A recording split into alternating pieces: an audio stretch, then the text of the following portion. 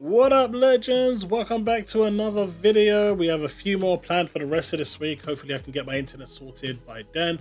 But this is a react video. I've been sent this video and asked to react to it, and it is called Square Enix Gives Up on PS5 Games. This is by DCG, so let's get on with it. And if you do enjoy the content, do want to support what I do, hit that like button, subscribe, help me reach that 7,000 subs. Would really appreciate it. Hit that bell to stay up to date with all content I release, and off we go. What's up, gamers? DreamcastGuy here, and today we're talking about some PlayStation drama involving the business of Square Enix. I wonder what dictates whether he shows the control or not. It's really confusing, but I really want to know what actually dictates that. For the last couple years, there has been some sort of secret, unknown partnership between PlayStation and the very famous RPG maker, Square Enix. Their games have not only been coming to PlayStation, but a lot of them have been straight up exclusive. That is true. For the longest time, games have been exclusive to PlayStation, but it looks like that's all changing. And this generation's lack of sales with PlayStation 5 users just not being generally interested in Square Enix games, it looks like Square Enix now has decided that in order to maximize its sales, it's going to have to start looking elsewhere and looking at other platforms as well as the PS5 in order to actually get some sales. So this is great for the consumer, not so great for PlayStation, because this was always seen as one of their unique selling points, the exclusivity that they had with Square Enix. And it looks like they've lost that now. And it looks like maybe that bridge is burnt. We'll see what Xbox decides to do with all of this, whether they decide to leapfrog in. We do know that they have a newfound relationship with Square Enix. We do know that there was talks with Phil Spencer and the Square Enix leadership about more games, more Final Fantasy franchises, more Square Enix franchises in general. And we saw Visions of Mana, which is, I believe, making its appearance on an Xbox platform for the first time ever. So these are big strides and really good insinuations for Xbox, but it's also going to be coming to PC and, where applicable, the Nintendo Switch, Switch 2, as and when it's available. So it's going to be interesting. Back-to-back games like Final Fantasy and Foam Stars and all sorts of stuff has only been coming to the PS5. And 16, yes. 15, no. 15 was available multiplayer, and that's why it sold a hell of a lot more copies. And it seems like that may have backfired. Let's take a look at it, because today they have officially announced Square Enix is going to stop even attempting exclusives because it's losing them so much money. Let's discuss. Hi, I hope you're having a great day. If you could, give this video a like and subscribe if you haven't already. Now, this news just came out a couple hours ago, and to be honest, it feels like the internet is mostly celebrating it, because it sounds like this new direction, the idea is to try and make it so anybody who wants the games can buy it. Look at this. If we could start getting Final Fantasy games day one on PC, that would be amazing for gamers. And what this is actually doing, and I know some might rip into me for this one, but it's actually bridging the gap more and more to not need a PlayStation or a console in general, because PC is now getting everything. And it is the best place, I guess, to play these games, with the fact that the more you spend, the more you get. Now, obviously, at a £500 form factor, the consoles, in my opinion, are still the best place to play it if you're looking for that graphical fidelity. But still, like, the more games that are coming day and date to PC, the more that Microsoft strategy that's been badgering on for some time in, having that console there for those users that want that console experience, but also supporting PC, really seems to be shining through right now. Now, personally, I'm obsessed with Final Fantasy. It is my favorite franchise of all time. So this idea of making PC ports alongside the main games, this to me makes perfect sense. I mean, like what they're doing right now with Final Fantasy 16, where they completely made the game and all DLC on PS5 and then rebuilt the game for PC, stuff like that is a weird gap. But a lot of people are being like, all right, Sony is going to try and buy their entire company. I don't think so, but let's actually take a look at this article. So, I mean, technically, that is what Microsoft did with Bethesda, right? They went in, and when Sony tried to make it exclusive, they just went out and bought it. If Sony actually didn't try to make Bethesda, Starfield exclusive, I've got my doubts whether, I know Bethesda wanted to be sold, but I don't think they would have been sold to either Microsoft or Sony. And I have my doubts if that transaction actually would have happened. I think at this point, someone else would have acquired them. Whether the situation would have changed in terms of where they are right now is unknown. But if we're looking at the root cause of everything that's gone on with Bethesda right now, the nexus point was the Starfield exclusivity, which was instigated by Sony. So if you really want to blame someone, the chain of causality was there. That was where the nexus point is to start. So with Square Enix now going this way, I don't see them wanting to sell out to Sony because they're in their own financial bubble trouble anyway. So going into bed with someone else right now probably isn't the best. And let's be realistic, they stand to make a hell of a lot more money going, completely multi-platform than they will by just selling on a platform where no one wants to play their games. This is over on IGN, and we're going to take a look at a couple journalists who have been arguing about this because some of the points made in this financial report, they're definitely up for interpretation. So here it is. Square Enix has announced a significant company reboot amid tumbling profits. So today they decided to report their financial sort of performance, how they did last year, and it sounds like for the most part they are selling more games, yet their profit is going down. It sounds like, despite the fact that Final Fantasy 16, the Final Fantasy Pixel Remasters, Foam Stars, Final Fantasy 7 Rebirth, so many of these games came out and were successful, but somehow it wasn't enough. They made $52 million of an operating loss. They lost $52 million despite the fact that they dropped a mainline Final Fantasy, a Final Fantasy remake, and also totally new games as a service project, but I think that's part of the reason they're losing money, to be honest. But here we go. Final Fantasy 16 and Rebirth both launched exclusively on the PlayStation 5, and Square Enix has announced sales for FF16, and they said that went well, but they've been pretty secretive about how successful on paper the FF7 Rebirth project has been. So they said this: "We are suffering an incomplete journey to better profitability in HD game development. We've had many games launch, but some failed to live up to profit expectations, especially outsourced titles and some AAA stuff." So it seems like they're talking about Final Fantasy VII Rebirth at least being included in that. So, well, this is the problem when you release games in multiple parts. So you've got Remake, Rebirth. You're not going to start the game at Rebirth. You're going to need to go back to Remake and start from there. And that transition, that kind of playing is, for some, is just going to be too daunting, starting from the beginning if you haven't done so already.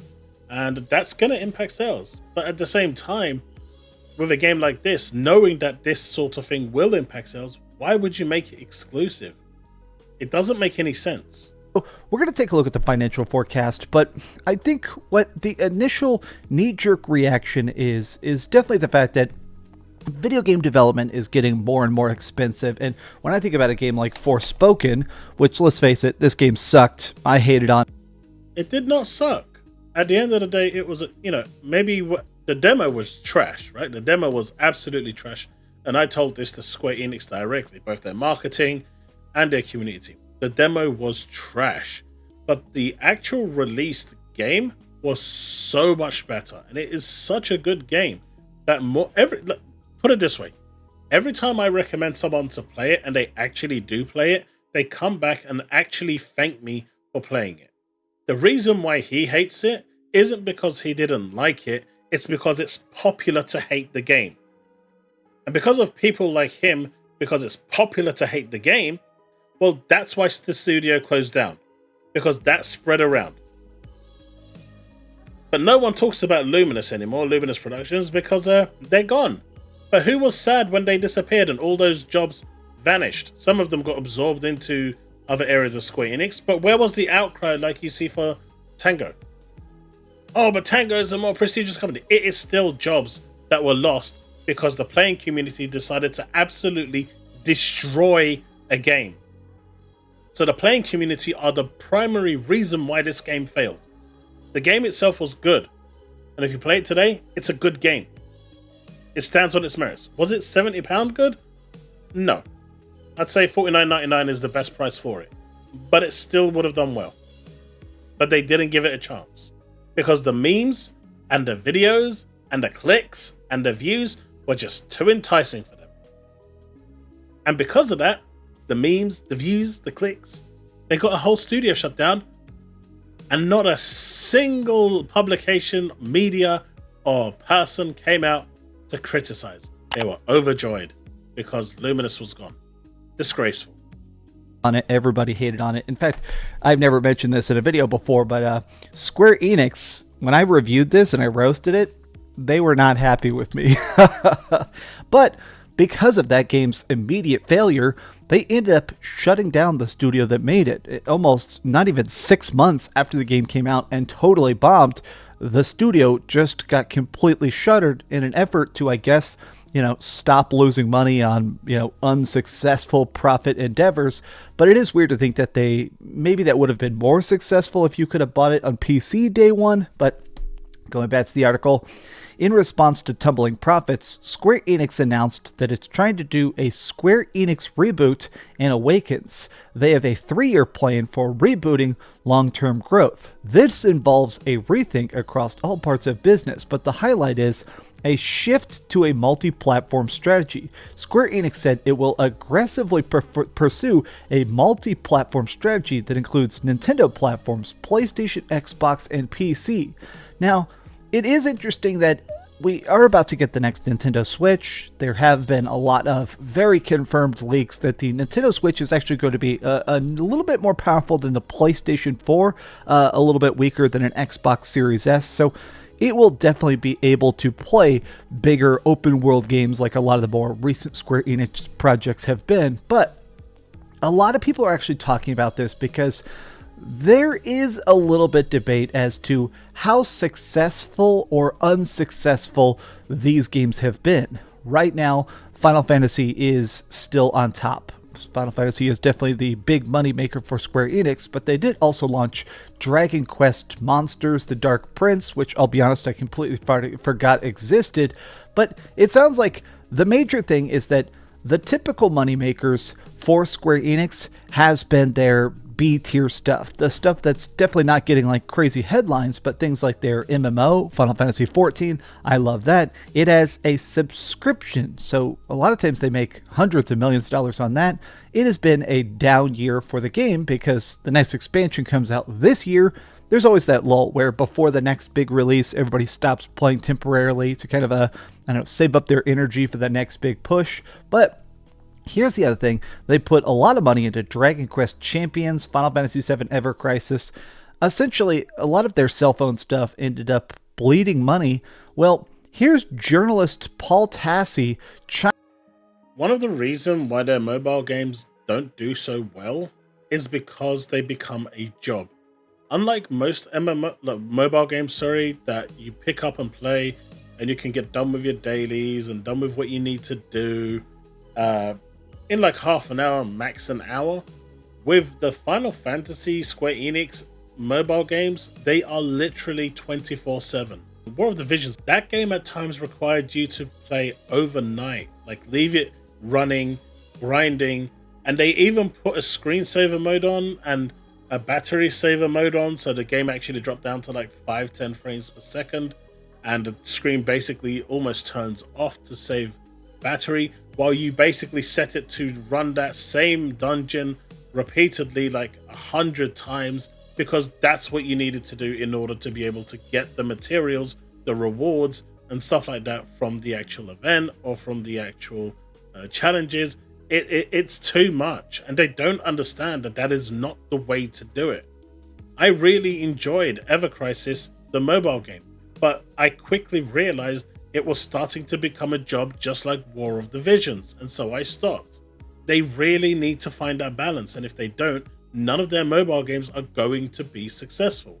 It's just really it, really. Chiming in about why he thinks that people are not understanding the raw basics of it.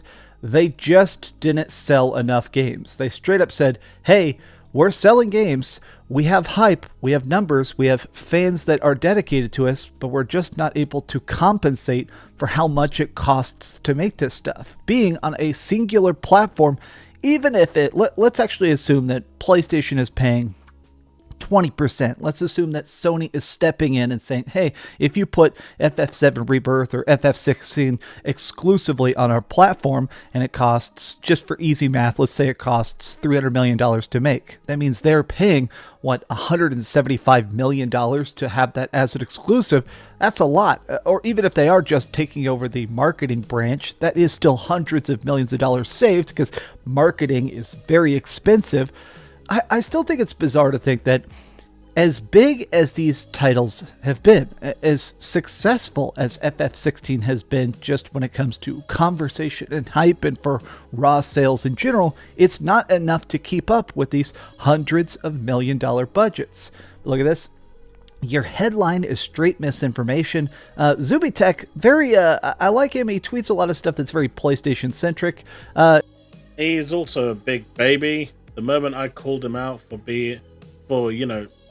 making light and fun of the people that lost their jobs, and he tried to console war with that when the layoffs were happening, my dude immediately went and blocked me. My dude is a straight up bitch. That's what he is. He's a straight up crybaby bitch.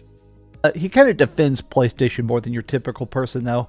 Profit dropped. They announced a multi-platform plan. They cite low profitability. I don't know what else you need. They cited specifically why as reposted. Because two segments saw profit declines does not mean they're entirely responsible for profit declines. And sales increasing are not the same as profits. You're not reading this correctly. Essentially, basically what Paul Tassi here is saying, shut up. Shut up, bitch. Shut up, bitch. And he's basically saying you're dumb and you need to step down and stop making yourself look like an ass because you clearly do not understand the context of what is happening here. You don't understand what you're reading. You don't understand what is being said. Get back in your lane. Get back in your little alcove. Go back into your hibernation because clearly you're not understanding simple English writing. And I understand this exactly the same way as Paul Tassi is. I have seen some PlayStation fans in general a bit confused by this push because it does seem like the only reason they're confused is because they've lost their exclusives, right? They're losing all of their exclusives. That is why they're confused. They are losing all of their exclusives. And you gotta love to see it. You do. You gotta love to see it. Sony is in an odd spot. PlayStation is gigantic. The PS5, if you actually look at console sales numbers, they go up and up and up. Just in general, the PlayStation is the biggest console on the planet. And they don't buy games. 50 million consoles and they don't buy games, because if they bought their games, this wouldn't be a problem right now. But they're not buying their own exclusives. They're just not.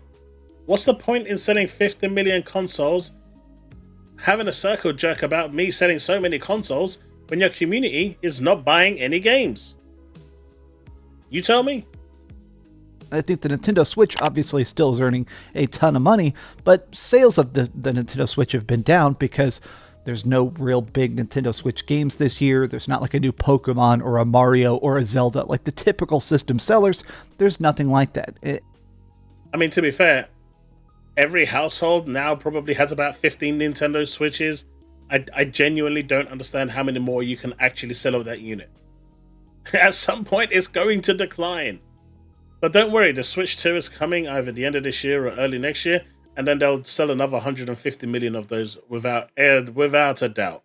But at this point, every household has like 15 of them. So and everybody's waiting for the Nintendo Switch 2, so nobody's buying the Nintendo Switch. So if you're actually talking about the most active spending consumer base in the gamer console market, it is the PlayStation 5. So I think Sony betting on this partnership was a smart move. Square Enix doesn't believe in that. Just didn't pan out. I think everybody is still trying to make games as a service, and Square Enix has had some very unsuccessful games as a service over the last couple years. Not just Foam Stars, but they tried, what the heck was, I can't remember, Babylon's Fall, they had Avengers, Foam Stars, just to name a few.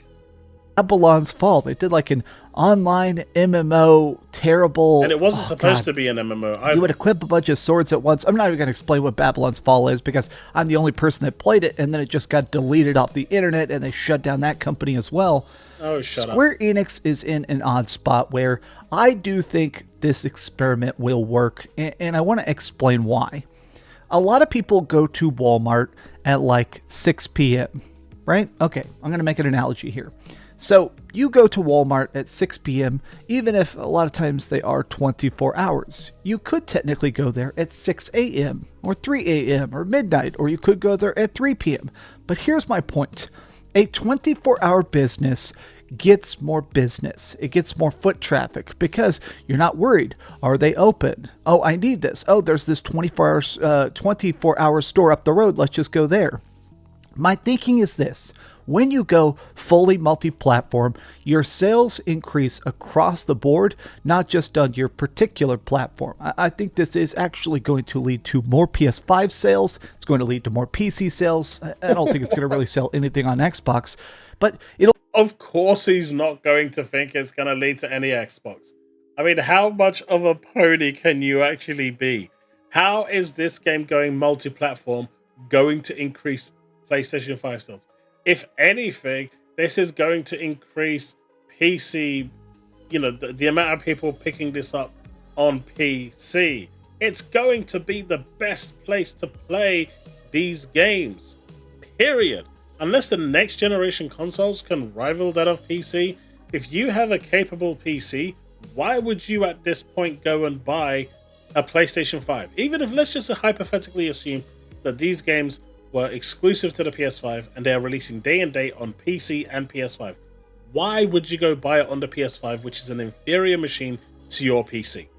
Like, how, on what planet does he actually believe that it is going to increase the sales of the PS5? This is just delusional thinking here. This is going to impact PlayStation 5 sales. If you're a Final Fantasy fan and that is the primary game that you play, and that is literally the game that, you spend most of your time playing, why would you buy a PlayStation 5 or 6 when you can get it on PC and get a much better experience? Unless you're looking for that console experience, which some will, and they will buy the console for that experience, I don't see it. It'll even sell more on Nintendo Switch because now people don't have to wonder, is the game on my preferred platform? If you know everything they're doing is multi-platform, I think it does encourage you to be more instinctual in your purchase. Okay, I'm not going to have to research, when's this coming out? What system? What is the DLC? Does it have platform-specific content? And he's actually right there. This is one of the reasons why I actually buy every platform when they release it, every generation. Like this generation, I got the Switch, the PS5, the Series X. I even had Stadia, right? I buy everything. I have access to everything because I don't want to go into a shop and see if this game is available for the platform that I own. I just want to be in a position where I can go. If I see a game that I like, I will just buy it. I don't have to care if it's exclusive to A, B, or C. I can just buy it. And what he's saying here is true. If it's available multi-platform, at that point, you don't have to care if that game is available on your platform because you know it is, and you can just instinctively go and look for it and buy it. I genuinely do believe that multi-platform games sell better, not just because they're in more places, but because it's easier to understand for the casual consumer, which is a huge demographic, where and when you can buy it. But these have just been some off-the-cuff thoughts. Personally, as a big Square Enix simp, I think this is fantastic. Honestly, I love, love, love Final Fantasy, so if more people can play it, especially PC side, I think this is a gigantic W, and a lot of the comments online seem to be very positive about this as well. My dude is really, really trying not to praise Xbox here, or just give it Xbox any form of credit at all. Like nothing. Well, but what do you guys think about the future of Square Enix, and is this enough to save it? Of course it is. This is exactly what Square Enix needed. This is exactly what Square Enix should have been doing from the beginning of this generation. None of their games should have been exclusive. And if Starfield wasn't in the risk of being exclusive, that probably would have gone multi-platform as well. Really is that simple. But Sony decided to play the hardball, and they lost the studio. And well, their one decision has led to where we are now. So hopefully this will be a lesson learned from Square Enix, but time will tell. But I think it's going to be a very good move for Square Enix. I don't think they're in trouble. I don't think they're going to get acquired, but in their current circumstance, they definitely could be more in the green. Thank you for watching. If you could... Alright, that's it. Let me know what you think in the comment section below, and let's have that discussion. Thanks so much for hanging out, and that's it. Don't forget to like and subscribe, hit that bell to stay up to date with all content I release, and I will see you in the next one. As always, remain legend.